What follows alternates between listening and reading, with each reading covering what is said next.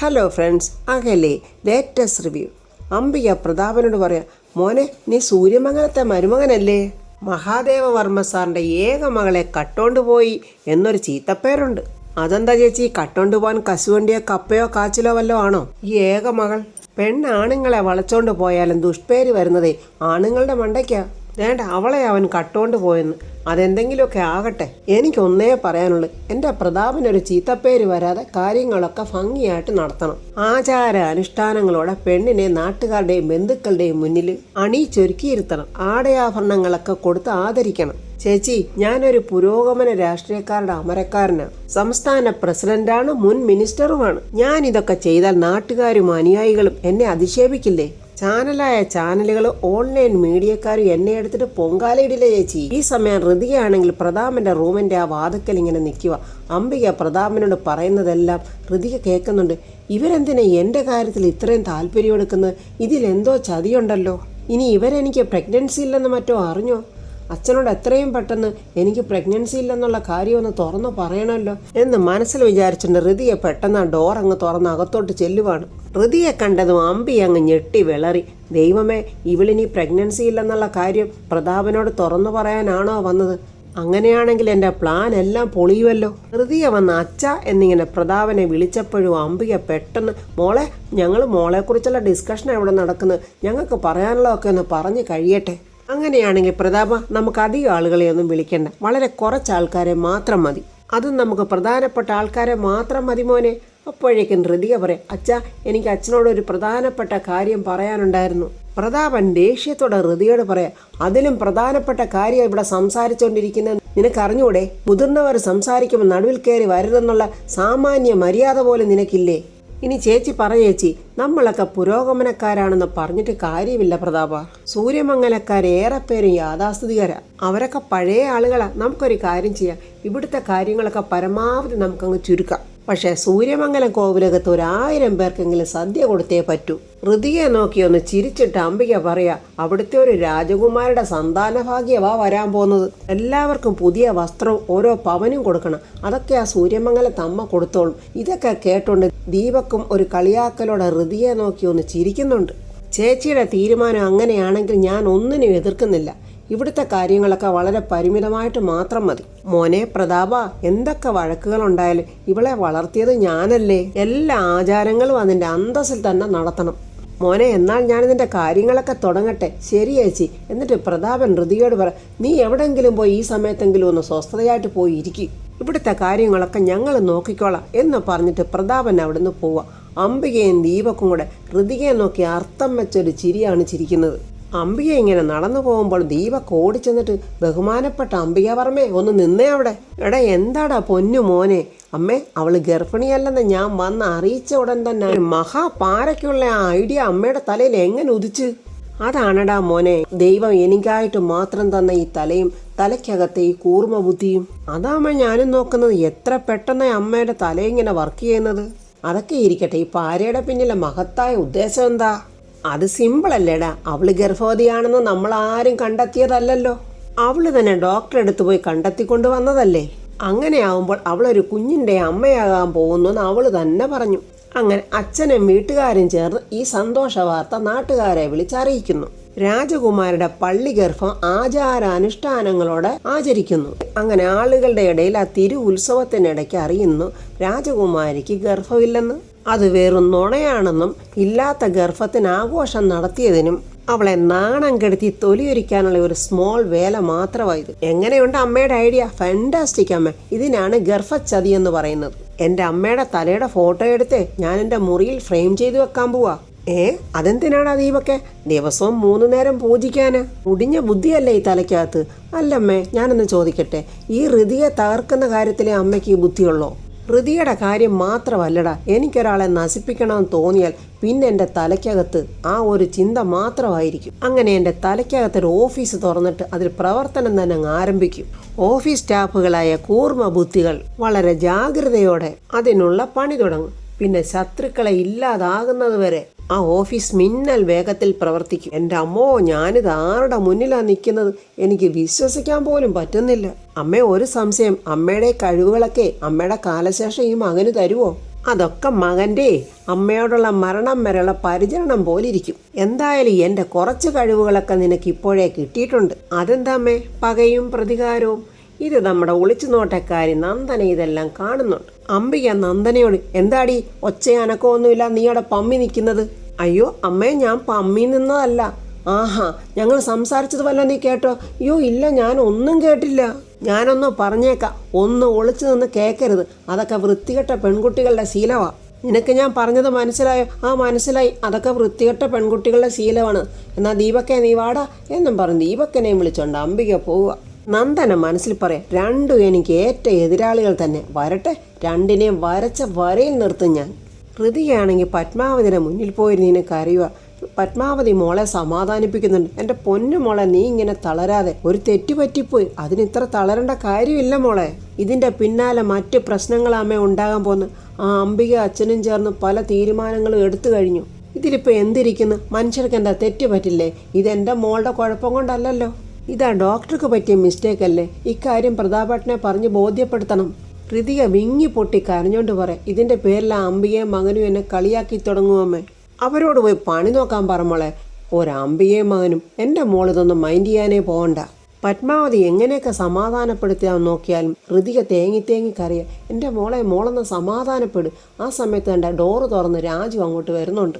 ഹൃതികയുടെ മുഖം ആകെ വാടിയിരിക്കുന്നതും കരഞ്ഞു കലങ്ങിയ കണ്ണും കണ്ട് രാജു ആകെ സങ്കടപ്പെടുക. അമ്മ എന്താ പറ്റിയേ? എന്താ ഇവിടെ ഇപ്പോൾ സംഭവിച്ചത്? അമ്മ എന്താന്ന് എന്നോടൊന്ന് പറയമ്മേ. മോനെ, നമ്മൾ ഒരിക്കലും പ്രതീക്ഷിക്കാത്ത ഒരു പ്രശ്നം ഉണ്ടായി മോനെ. എന്ത് പ്രശ്നവും അമ്മേ?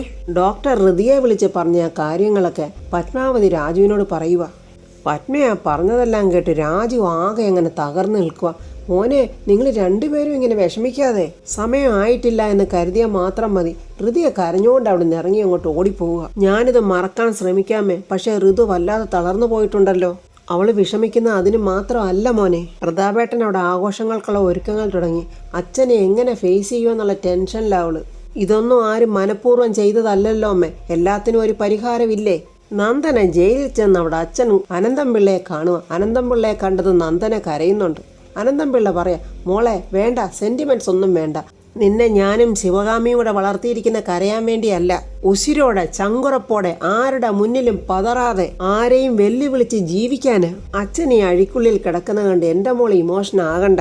ഞാൻ ഈ അഴിക്കുള്ളിലാണെങ്കിലും നിന്റെ അച്ഛൻ ഒരു സിംഹവാ. ഈ അഴിക്കുള്ളിൽ എനിക്ക് പരമസുഖമാ മോളെ. ഇത് ഈ അനന്തംപിള്ളയുടെ മറ്റൊരു അഭ്യാസമല്ലേ? അച്ഛനോട് ഫോണിൽ കൂടി പറയുന്നതല്ലാതെ അതിനപ്പുറം വിശേഷങ്ങളൊക്കെ അച്ഛനോട് മോൾക്ക് പറയാനുണ്ടാവുമല്ലോ.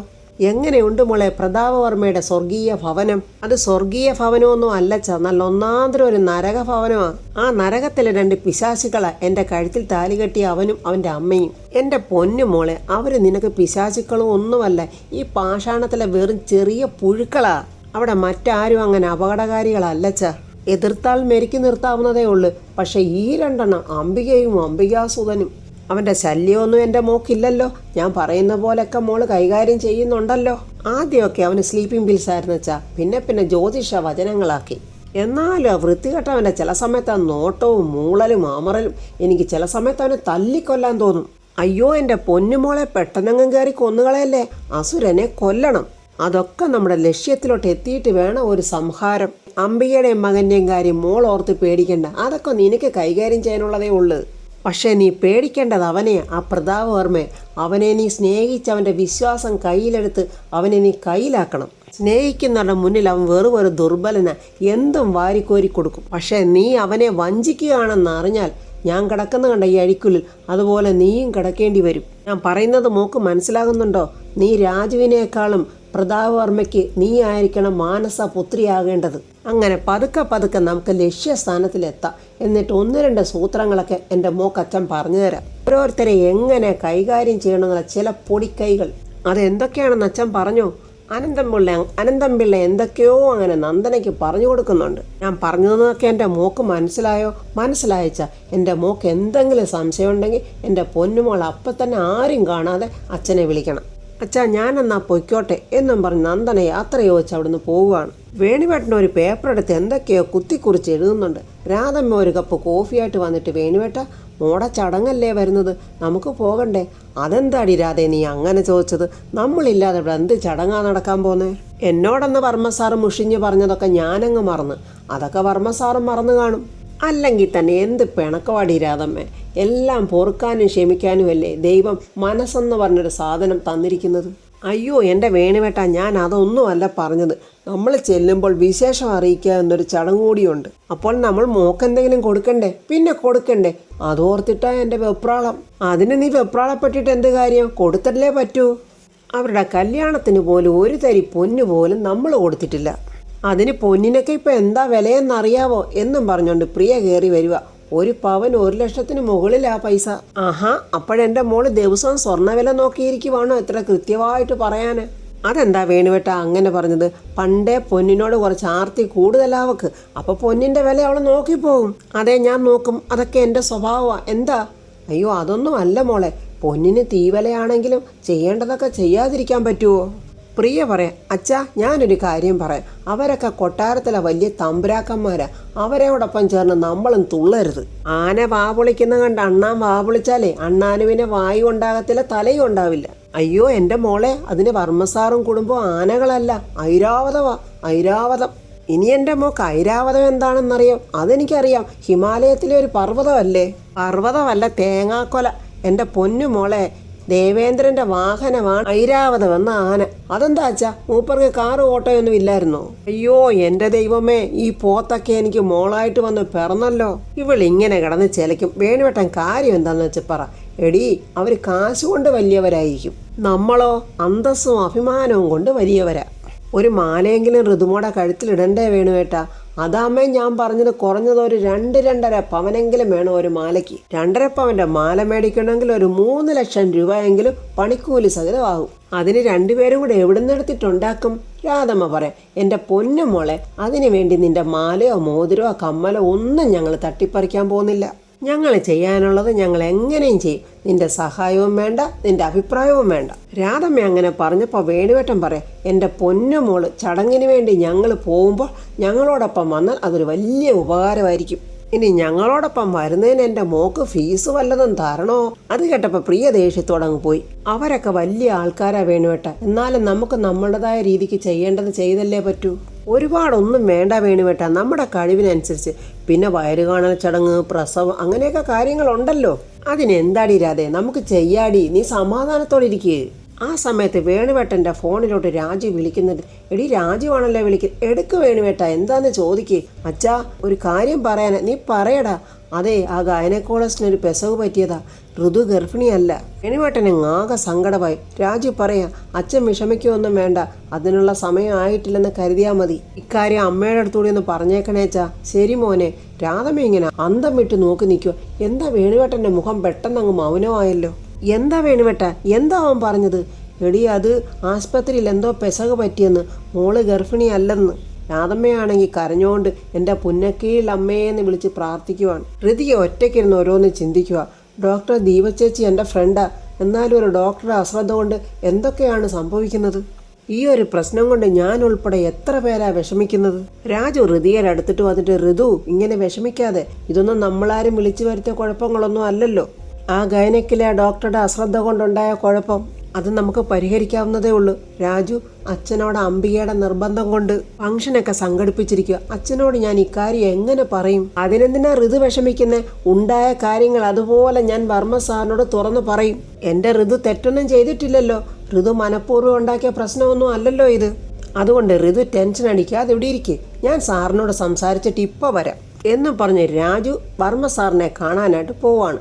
അപ്പോൾ ഫ്രണ്ട്സ്, വർമ്മ സാറിനോട് രാജു ഇത് തുറന്ന് പറയുമോ? അതിനു മുമ്പ് തന്നെ അംബിക അവിടെ എന്തൊക്കെ കുഴപ്പങ്ങൾ ഉണ്ടാക്കി വെച്ചിരിക്കും. ഋതിക പ്രതാപനോടുള്ള സത്യം പറയാമെന്നാണെന്ന് മനസ്സിലാക്കി അംബിക അവിടെ കളിച്ച നാടകം അതുപോലെ തന്നെ രാജുവിനെ അവിടെ പറയിപ്പിക്കാതെ അംബിക നോക്കുമോ? ഇനി എന്തായിരിക്കും യഥാർത്ഥ സത്യം? ഒരുപക്ഷെ വീണ്ടും ഒരു ടെസ്റ്റോടെ നടത്തിയാൽ ഋതിക പ്രഗ്നൻ്റ് ആണെന്ന് തെളിയുമോ എന്നൊന്നും അറിയില്ല. ഇനി എന്തായിരിക്കും അംബികയുടെ അടുത്ത നീക്കങ്ങളെന്നറിയാൻ നമുക്ക് നാളത്തെ റിവ്യൂ കാണാം. എൻ്റെ ഈ റിവ്യൂ ഇഷ്ടപ്പെട്ടാൽ ലൈക്കും കമൻസും, സബ്സ്ക്രൈബ് ചെയ്യാത്തവർ സബ്സ്ക്രൈബ് ചെയ്യണേ.